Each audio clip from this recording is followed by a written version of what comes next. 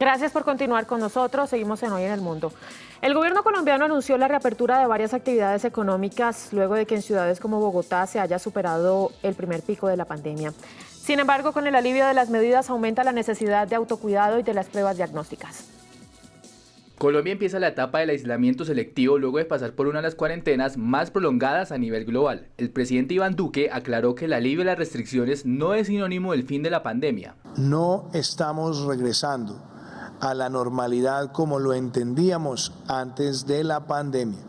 La pandemia sigue presente en el mundo, el virus no se ha ido.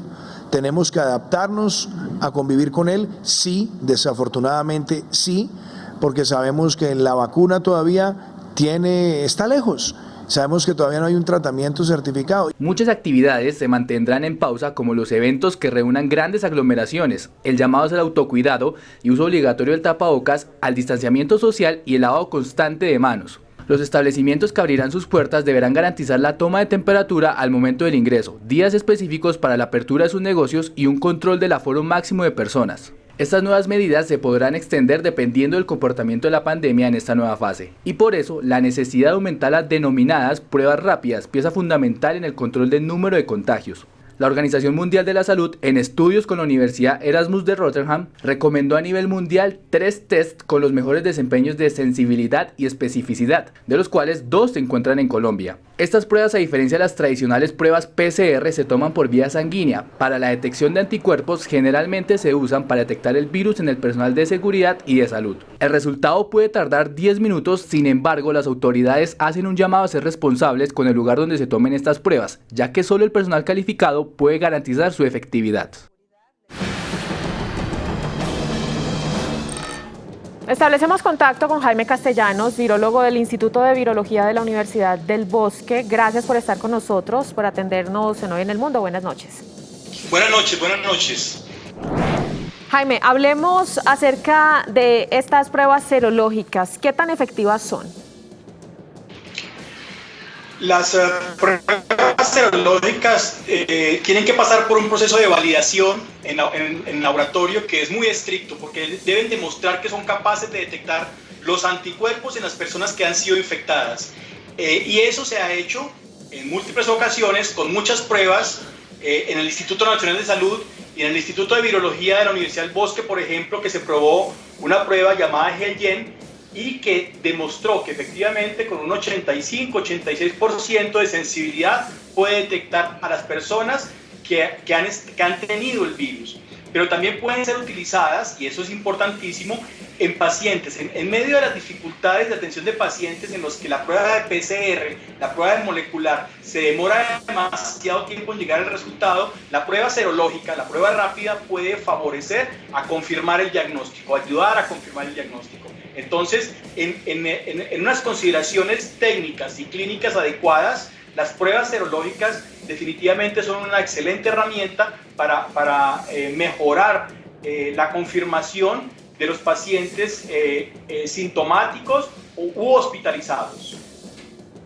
Señor Jaime, doctor, ¿cuántas pruebas en estos momentos existen para detectar el COVID-19?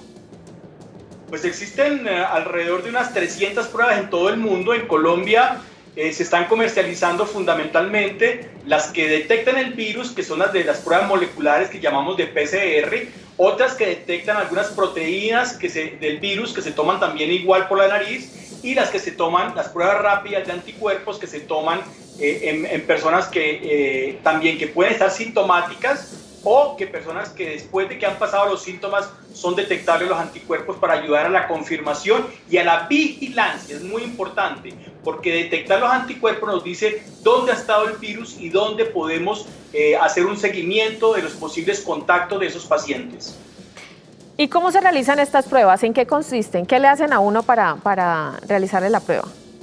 Las pruebas serológicas tienen varias ventajas. La primera es que normalmente se utiliza una gota de sangre del dedo, entonces no requiere el hisopo, ese tubito que se mete por la nariz, que es un poco molesto.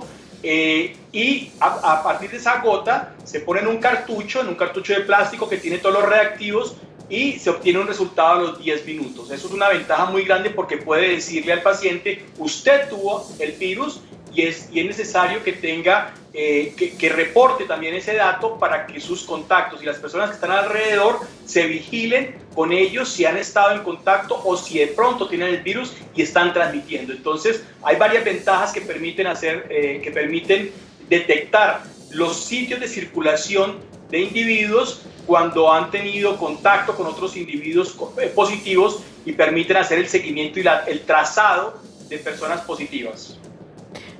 Cuando una persona está infectada de coronavirus, ¿aproximadamente cuánto tiempo le dura el virus en el cuerpo? Normalmente para el 90-95% de las personas, desde el momento en que se hace el contagio hasta el momento en que desaparece el virus, pueden ser alrededor de 14 días. Un pequeño 14 días con el virus presente en las secreciones. A partir del día 10, el virus comienza a disminuir y comienzan a aparecer los anticuerpos. Por eso, en algunas ocasiones, el complemento entre la prueba de PCR, de detección molecular, con la prueba serológica puede ayudar a reforzar el diagnóstico y a confirmar pacientes que de pronto no era posible confirmarlo solamente con la PCR. Eso es muy importante. Pero después, entonces, al día 14, debe desaparecer en la mayor parte de los pacientes, alrededor del 95% de los pacientes, desaparece el virus. Un pequeño porcentaje puede permanecer todavía por hasta 3 semanas, 21 días aproximadamente, con todavía virus detectable en la nariz, pero normalmente el virus que no es contagioso. Quiero preguntarle acerca de los rebrotes, que ese va a ser nuestro tema principal de hoy. Cuando una persona ya ha tenido coronavirus, pasan estos 14 días o 3 semanas, como usted lo menciona, ¿qué tan probable es que vuelva a tener un rebrote esa persona? No, eso es una situación excepcional. Hemos visto que tenemos 23 o casi 24 millones de infectados en todo el mundo y hemos hasta ahora podido confirmar, no rebrotes, reinfecciones, porque rebrotes es lo que está pasando en España, y es que cuando se acaba el confinamiento y se acaba la clausura en las casas, comienzan los contactos y aparecen los rebrotes, o sea, personas que no han sido infectadas se comienzan a infectar.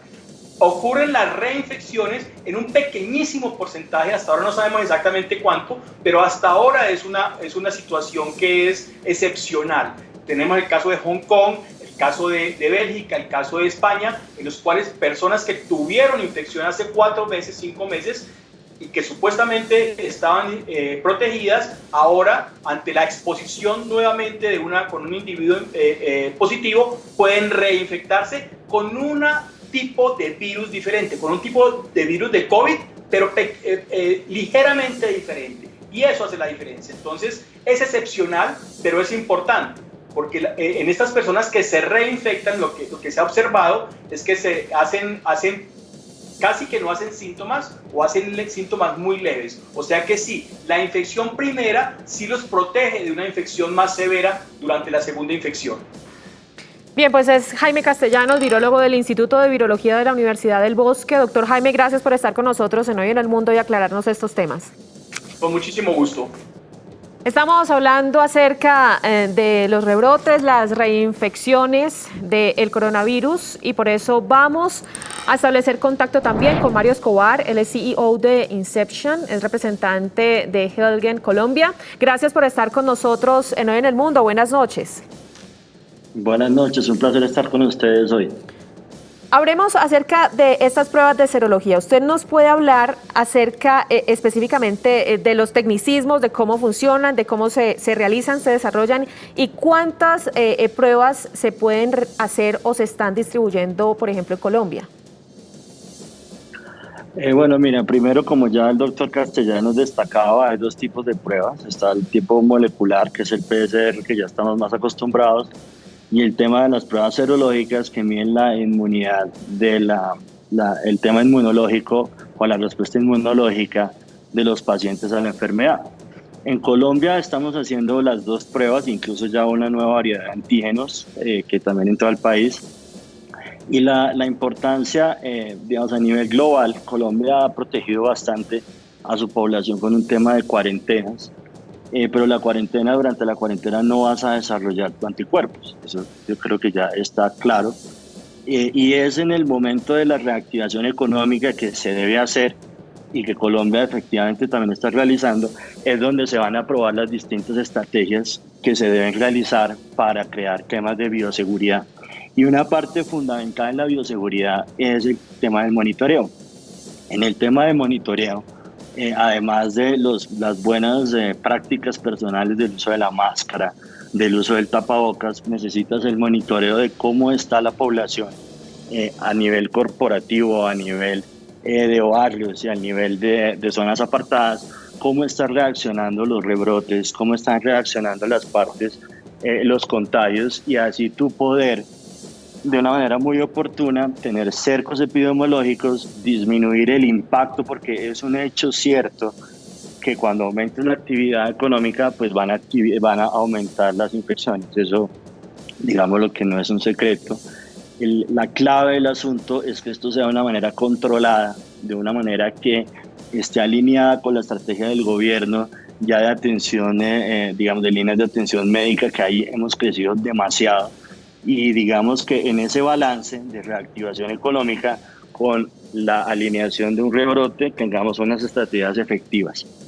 La importancia de las pruebas serológicas, que al principio fue un poco relegada, es que permite que la industria privada, que las corporaciones, las compañías, fundaciones y demás, también hagan parte integral de toda esta estrategia de medición, porque permite, digamos, de una manera rápida tener los diagnósticos, tener los resultados, y de esa manera una reacción oportuna para contener y generar este tema que lo hemos oído varias veces de burbujas, que se crean estas burbujas operativas que quieren crear en cada uno de los sectores. Es la manera de hacerlo. Quiero preguntarle acerca de las diferentes pruebas que existen en estos momentos.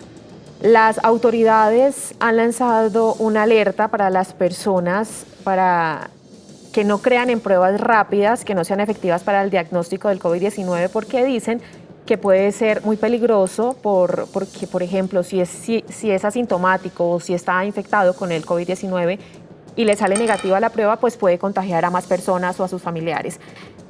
¿Cómo poder nosotros determinar cuando una prueba es verdadera o no, o es real, pues? Bueno, esa es una pregunta muy difícil. Efectivamente, en las primeras o muchas de las pruebas iniciales que entraban al país, pues muchas no tenían los más altos estándares, y eso generó como esa duda. Reconocer una prueba buena y una prueba mala no es tan sencillo, porque el cassette y todo lo que está rodeando la prueba pues es, llamémoslo, que es secundario. La clave de la prueba es el reactivo. El reactivo tiene que ser de muy alta calidad para que sea específico.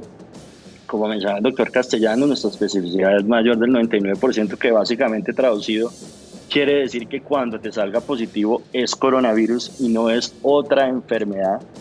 Y lo segundo, la sensibilidad, y es que en el momento de que te salga positivo, efectivamente seas positivo, y si no marcó, pues de todas maneras estén dentro del periodo de diagnóstico. Eso para decirte que no es fácil, porque estás hablando de un reactivo que es un líquido.